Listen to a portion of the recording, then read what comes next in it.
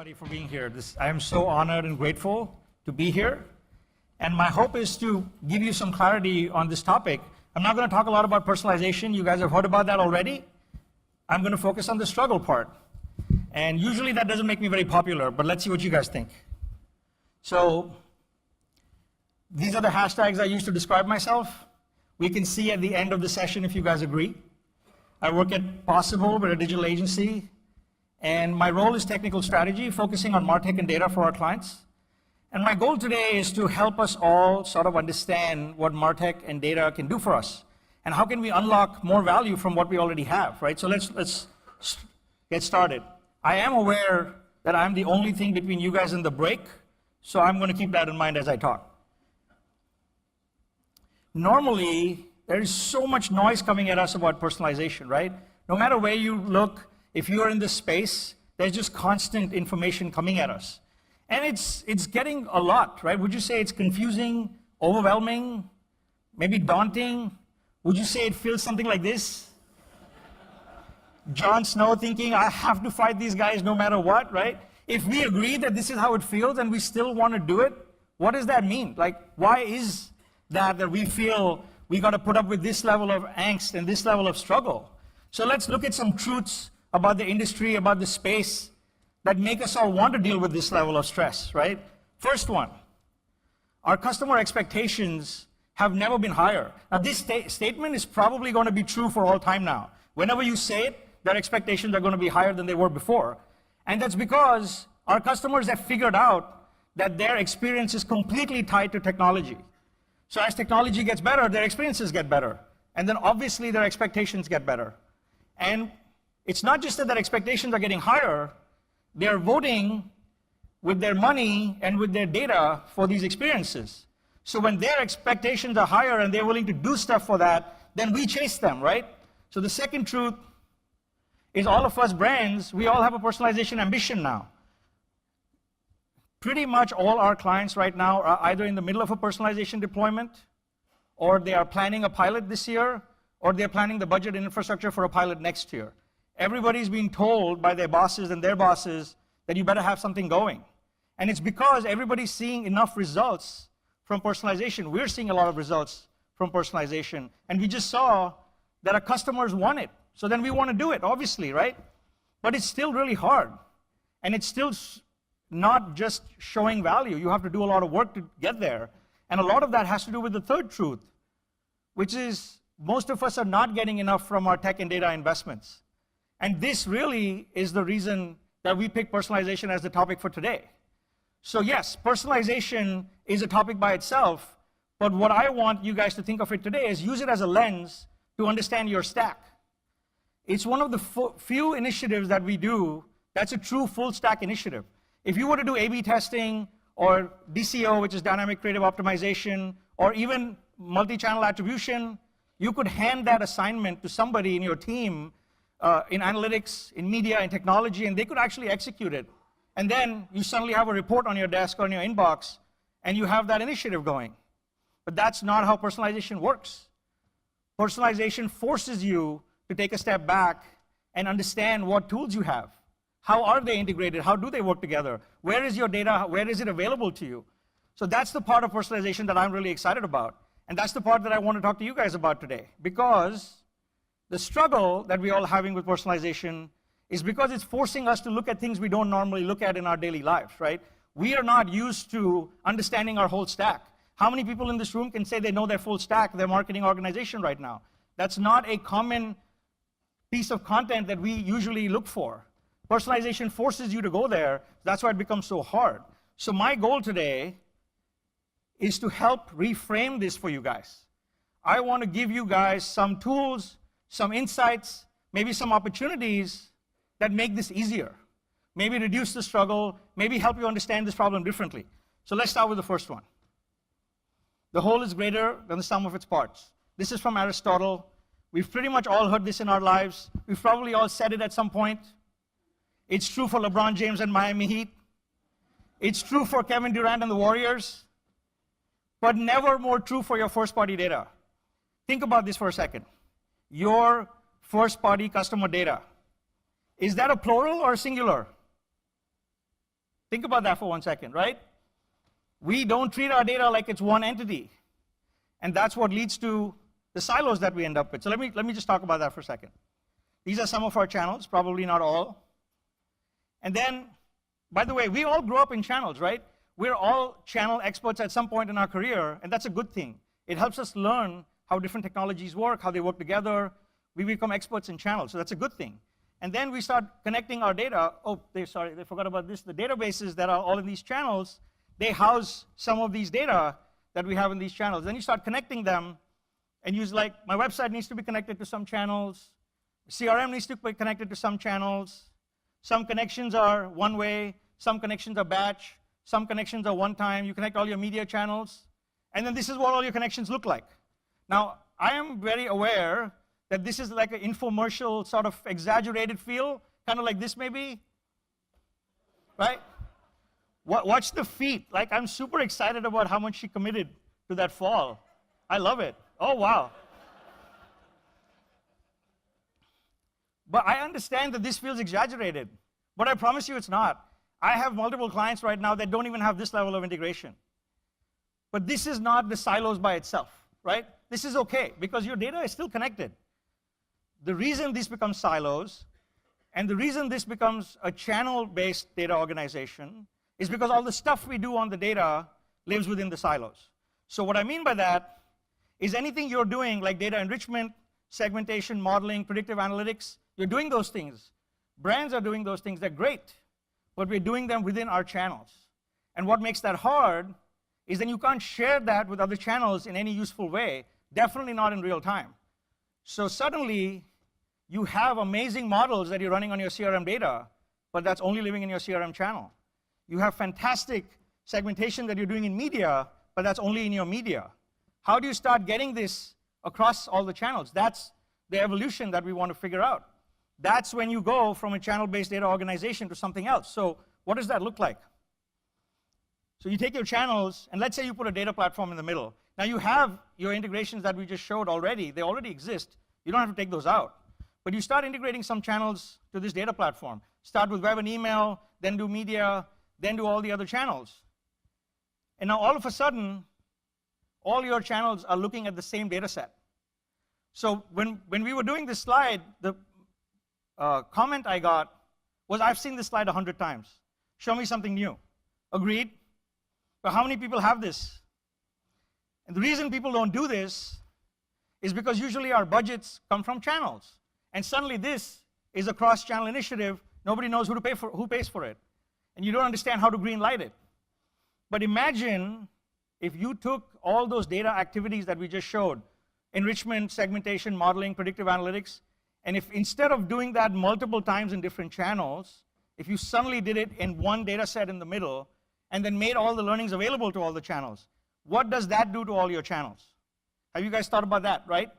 If you didn't change anything else in your channels, but you moved all your data activities to this one central platform, all your segments suddenly are the same segments. You can activate in all your channels. You're working from the same data set across all your channels. So even though you're not a cross-channel organization, you've immediately aligned all your channels at the data level, which is really the main part of the analysis. And if you keep pursuing that, that can lead you to understanding more about your customer, and that's what we all want. This is not about a 360 customer view. That's always evolving and changing, but it's a single customer view. It helps you have a full picture of all the data that you have available, and it helps all your channels work from the same data set. And this takes you to an audience-based data organization, right? So that's the evolution that we all keep trying to make. Let me show you an example of somebody who did this well. Marvel. I already told you guys I was a nerd, so just saying.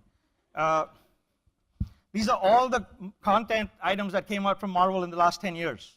TV shows, movies, comic books. Think of them all as campaigns. Now, from everything we've known from Hollywood this whole time, what are the odds that something of this magnitude for this long makes sense after 10 years? Normally, you would end up with a fragmented situation like this. Imagine that Nick Fury is your CRM, and Tony Stark is your web, and Captain America is your email, Thor is your media, right? We would end up fragmented after that many campaigns running for that long. But that's not what happened here. And you know why? They had this vision for 10 years.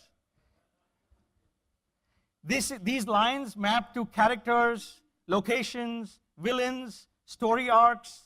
They all coalesced over the last 10 years into Avengers Infinity War that happened this year. Now, the reason I'm talking about this is not because Marvel does personalization. They don't. They don't need to do personalization. That's not who they are. But because they created a shared universe across all their campaigns and all their properties, and that led to something like this. So think about how many different directors they worked with, writers, producers, actors, studios. And in spite of all that, this year they were able to take on Thanos. Now Thanos, just so you guys know, is the most badass villain in all comic book universes. And they took him on this year with all their characters because they planned it for 10 years. They had a shared vision that everybody became part of, and that's what led to that. To set this in context, this movie, Avengers Infinity War, came out after the last Digital Velocity in April. And it has already made $2 billion. Already the highest grossing movie of all time in 6 months. And that's not because of how good the movie is. That's because of the vision. And they made people invest in this over the last 10 years, right? So that's my first recommendation to you. Unify your data, and it'll unlock value in all your channels. Think about creating a shared data vision for your organization, and then push that forward, and that'll automatically upgrade all your work. And think about it that way. Don't think about it at the channel level. Second opportunity. The difference between ordinary and extraordinary is practice. Now, I want you guys to think about this word practice for a second. What does practice imply? It implies learning, it implies repetition, it implies experience, it implies constant evolution. Those are all the thoughts I want you to keep in mind as you listen to the next slides, right? So normally, this is our view of personalization. It's a progressive, step-by-step experience where we have to go from left to right. So we're doing some sort of segmentation in one-to-some, but we're saying, oh, we're going to do one-to-one. That's our goal. We're going to do personalization. This is what we do, right? I don't have time today to explain all these aspects. You can come talk to me if you guys want. I want to talk about what we are learning about this context. So normally, as you go left to right, things get more complicated. They get more expensive. You need more data. And we assume that because of that, as you move to the right, the ROI is higher. And that's usually been the chase that we have when it comes to personalization. That's one of the things that's contributing to the struggle, is we are associating ROI with complexity in this model. So we wanted to test that. So this is one of our clients. This is a premium athletic brand, global. We sent 1.5 billion emails for them this year. And these are all our campaigns. And we plotted them with personal relevance against performance. And as you would think, as the campaigns got more relevant, we had higher performance. This was expected, intuitive. So that made sense. But we tried this with another client. This is an electronics brand. And we didn't get the same result. In fact, we found that our highest performing campaigns were not our most personalized campaigns. And that made us think, is this model correct? And it made us realize it's not a program, it's a practice. What I mean by that is you have to figure out what works for your business in this whole model. There's not a standard template that you can just apply. So instead of something like this, where ROI is just attached to progress on the right, you think of it more like this. It's a set of tools and a set of strategies or tactics, and you play with them like levers to find where the best ROI is for your business, your customers, your business model. So let me give you examples. If you take a CPG brand, it looks something like this. CPG brands today are trying to have direct relationships with their customers. Dollar Shave Club definitely created that environment. But for the most, CPG brands are still selling directly through distributors and retail, and they don't have relationships with their customers yet. And so they would naturally spend more time in mass marketing. Makes sense, might not need any of the other stuff. But if you look at a company like Amazon, they're probably playing in all of these. On the right is all their apps and notifications that you get from them. On the left is their marketing for Alexa, for AWS, which is brand level marketing. They're having to do both, right? And they're probably playing in all these things, but they're super sophisticated marketers. They created so many of the tools that we use today from a concept point of view, and they go after their data more aggressively than most companies. And then you switch to B2B, and it looks something like this. On the left is airport and events. For some reason, airport is all B2B companies' favorite marketing ground. But you look at airports on the left, and then Marketo on the right. And that's usually what B2B companies live with their marketing strategies, right? So it's important that you start thinking about this as a practice. You start thinking about this as a set of tactics that you need to adjust to find the ROI that you're looking for. Because the right mix and the right strategy absolutely depends on your business model. And there is no one-size-fits-all. That's what leads to the struggle. We are trying to apply what somebody else did to our business. It doesn't work that way. You have to figure it out for yourself. So we talked about data.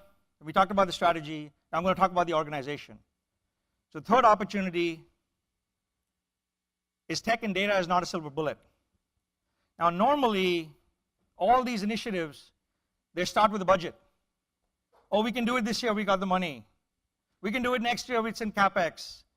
Budget has been approved. Everything starts with the budget, right? It's all about an investment that the brand is making. And investment is obviously necessary and required, and we're probably making more investments in technology and data now than we've ever made before. This is a stack from Cisco. This won the Stackies. I told you I was a nerd.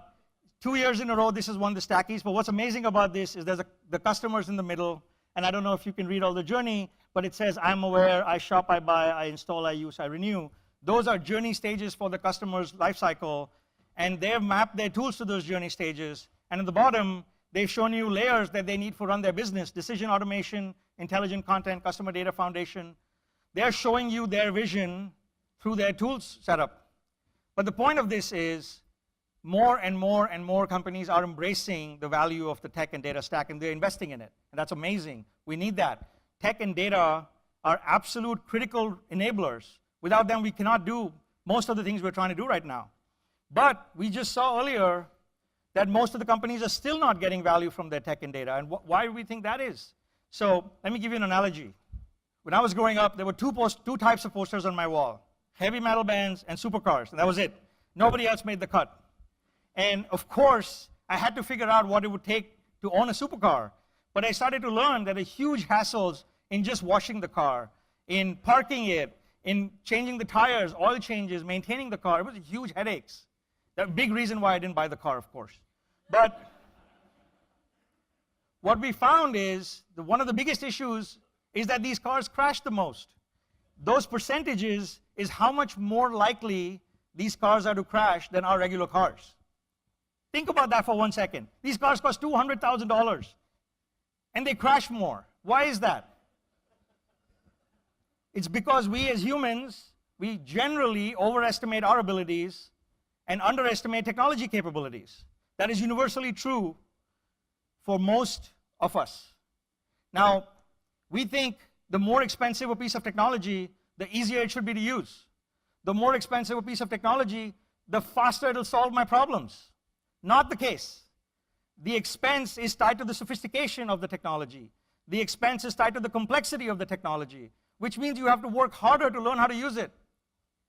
And in spite of that, what we are finding out is companies are saying people and process is the single biggest issue preventing them from realizing value from their technologies. And it's because we think once you invest in the technology, once you invest in the data, your campaigns will magically just work. And unfortunately, that's not the case. The problem exists between keyboard and chair, right? So how do we think about this people and process now? We are investing in technology and data. We have our strategy. So what do we do with our organization? So let's talk about that. Typically, everybody's expected that people, process, technology, data, those were like the components of all these things that you have to mobilize to get success out of these things. But what we are finding is there's actually 4 areas. And technology and data, and to a large extent, content, get a lot of attention. But what about the other 2? What we found is that these 4 areas are all equally critical to get your success from these initiatives. They are codependent and intertwined, but they're not in sync. And what I mean by that is when one progresses, it doesn't mean the others progress. But we expect them all to progress together. And that's what leads to so much frustration. So at Possible, we're developing a framework. We use this framework with our clients. We want to figure out where are they struggling? Where should they focus next? What gaps can we bridge for them? What gaps can tools bridge for them? But we make an evolution roadmap to figure out where we are going to progress on each of these tracks. These tracks don't progress on their own. You need owners for them. You need focus. You need commitment. You need budgets. You got to make them all important. So let me just spend a few minutes on this and talk about some categories. These are oversimplified, of course, for this room, but please come challenge me or talk to me about this if you want. So on people and process, I want to start with that because typically the biggest issue we have on the left in crawl, channel-based. This is how we all grew up, right? And I don't mean channel campaigns. You might be doing cross-channel campaigns, but still be organized by channel. And what I mean by channel-based is your KPIs, your budgets, your presentations, your strategies, your deliverables are all based on channel. That's what I mean by channel. So when you go cross-channel, I mean your organization is set up as a cross-channel organization. And when you're finally in the run stage and journey, you're probably at the audience level. You're organized at the audience level so you can understand journeys for your different audience segments. You're not organized by channel at that point anymore because we as customers and consumers, we don't think by channel. For my digital velocity schedule, I've used the web and mobile interchangeably throughout since I registered. There's no difference between those channels for me, but there's a huge difference in those channels for brands. They think that because they are organized by channels and because KPIs and metrics are by channels, all the strategy can be by channel. But the customer doesn't care about the channel at all. They mean nothing to the customer. On the content side, we live in the message world, right? What are we going to say on the homepage? What are we going to say on the banner? What are we going to say in email? We're very much thinking touch point and message. And then when you move on to the cross-channel world in Walk, then you're thinking linear. I'm going to send this email, it's going to come to this landing page, then I'm going to follow up with this ad, then I'm going to follow up with this page and this search ad. It's very much a handoff and a sequence. But we expect the customer to follow that prescribed sequence, which never happens, right? We have to accept that it's much, much more organic than we think it is. It's much more fluid than we think it is, which is why these channel structures don't scale. That's the big issue. There's no problem with them. They just don't map to the new behaviors that we are seeing from our customers. So when you go in the run, now you're thinking conversation. Now you're thinking, what is my conversation with this customer over the length of the relationship? And at any point, where are we in that conversation? That will dictate what information they are looking for, and then you know what information you're giving them. So now you're thinking content and information, you're not thinking formats and touch points. And this framework is not a 6-month or 1-year framework. This is a 4 or 5-year framework, and you might never end up in the run stage for your business, and that's okay. You might end up in Walk, and that's where you might find the best ROI. That's okay. But because we keep trying to go to the right, just because that's what we think maturity is, that's what leads to so much struggle. On the insights, we start with product targets. Product groups give us the targets, and then we use those targets to go find insights, and we'll buy those audiences. But again, that has nothing to do, usually, with what people are telling us with the behavior on our own channels. When does that come into play? So in the Walk stage, we're able to mine those data a little bit more. Maybe we put together some channels. We're looking at motivational insights. That leads us to audience insights. We're buying slightly better audiences maybe in that world. But when you get all the way to run, you're looking at your entire journey behavior and motivation, and that's leading to moments. So I don't have too much time to talk about moments, but think about it this way. I'm going to use my example. In the morning, I'm a father. I got to feed my daughter and get her to school. I go to work. I'm a technical strategist all day. I come home. I'm a husband. And after my wife goes to bed, I'm the nerd, right? And the marketing that I get through the day, if it understood that about me, it would be way more relevant, because there's no point giving me B2B messages at nighttime when I'm trying to enrich my own knowledge. There's no point giving me messages in the morning when I'm too busy with my daughter. So moments is technologies that are figuring out what we are doing in the moment and then changing the content accordingly. That stuff already exists. The accelerometer and gyroscope in our phone, that makes that data available through the ad SDKs. So there are ad platforms now that can change content on your screen depending on whether you're lying down or standing in line or sitting, or you just finished a workout. They can figure all that out in real time and act on it. That's where the sophistication is gone. And we assume just because that's available that our customers want it. Not at all the case. Depends on your product your business, your relationship. And on the data side, I'm not going to talk about tools, but we talked about data. The use case driven is the integrations we saw earlier. Behavior is when we're trying to put some channels together. And then identity is when you actually get all data from all your channels working together in concert. And then you can actually figure out what this one person is doing through your entire ecosystem, right? So just an example of how we've used this for a customer. We got a data platform, and that jumped us all the way from crawl to run on the technology and data line. And then that actually did give us much better insights on the behavioral and motivational. But we were still in channel and crawl for people and process and content. So in that world, we just got better insights and executed our channel campaigns better. And we picked pilots for cross-channel, and we created audience pods on the agency side to bridge the gap and prove ROI. And once there was ROI, then we brought the client along. So your final state might be that you're in crawl in a couple of these and walk in one and run in one. That's totally fine. The point is to figure out what works for you. The point is to experiment with this in a way that you are constantly learning so you can constantly improve your process.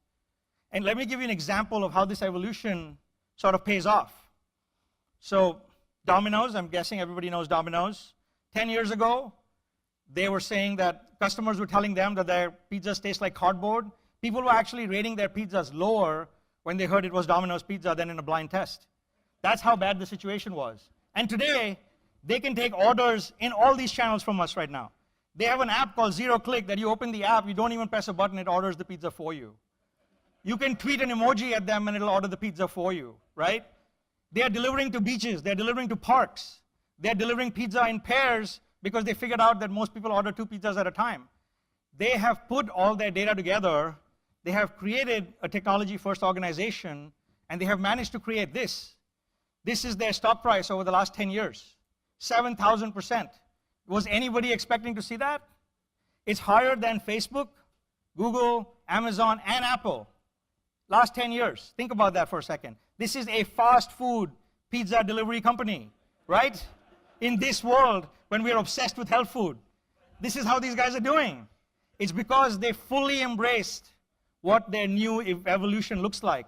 They became a technology-first service provider, and they embraced all the insights they get from their data, and they use them, and they act on them. And if it doesn't work, they fix it right away, and they move on. That's what value is sitting in your stack. That's the value that's sitting in your technology and your data. It's hard to unlock because it requires change.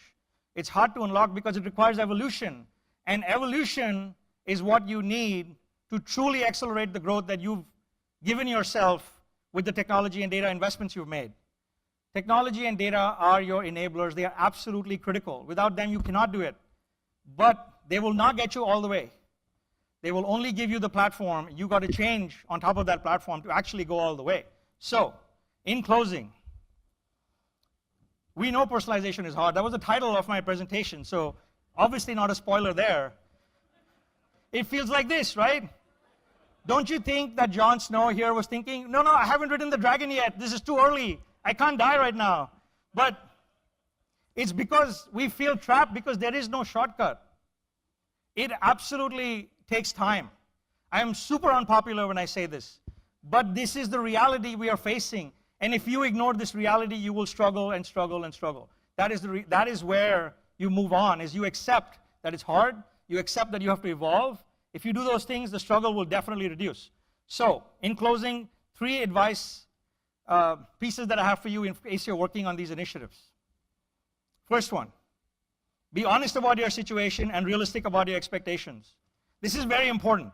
If you give your agencies an assignment to launch personalization by December and no extra budget, you will get a pilot and then you'll get nothing else.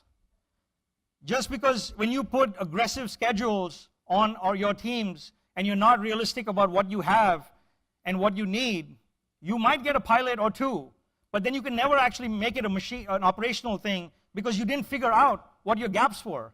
You didn't figure out what you needed to do to change to actually unlock that value. We get so excited about these pilots, we forget about our operation. We have to think about our operation in parallel with the pilot and make sure you're working on both things. And please be honest and realistic about what you're expecting and for how much and in how much time. Those are critical factors that affect the success, the long-term success of these initiatives for you.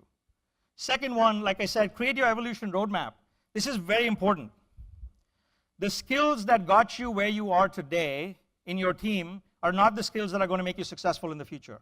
Our marketing world has completely changed. There is no marketing program today, not a single one, that is not completely dependent on the technology and data that's behind it. So think about, if you didn't have to learn those things earlier, how can you suddenly use them now? Just because 5 people came to the Telium conference and got certified doesn't mean the rest of your team will magically know how to use these things. You've got to think about your whole team and your whole organization. Some skills you might have to get new, and some skills you might have to augment, and everybody needs coaching through this. So make that plan. Understand where you are today, where you want to be in the future, and create that roadmap for yourselves. And the last and the most important thing, if you take one thing from this presentation, please let it be this. You absolutely need a reason to go after these programs, these initiatives. If you don't have a reason, they will always get shortchanged. If the only reason you're doing an initiative like this is because it's in your agenda from your boss, or because your bonus is tied to it, you might get it off the ground, but every time there's a fire with a weekly target or a monthly target or a quarterly target, they're going to take your resources right away and put them on that project. Because without a foundational reason, these programs don't feel important. They feel expensive and they feel complicated. But when you have a reason, then people are willing to invest in it. And by reason, I mean something like we're launching in a new market for an audience that doesn't know who we are. So we got to do both brand and conversion messaging. We're launching multiple brands together, and we want to do cross-sell and upsell. We need to understand what's going to work for our audiences so we can promote the right products to them. We have to, if audience groups, you have diverse audience groups in your businesses, and if you have to sell different services to these businesses, then these programs become very important to you. So think about the real reasons why you want to do these programs, and then they will really help you coalesce. They will help you evolve. And if you have a shared data universe to go with it, then you can have your Thanos moment. Thank you.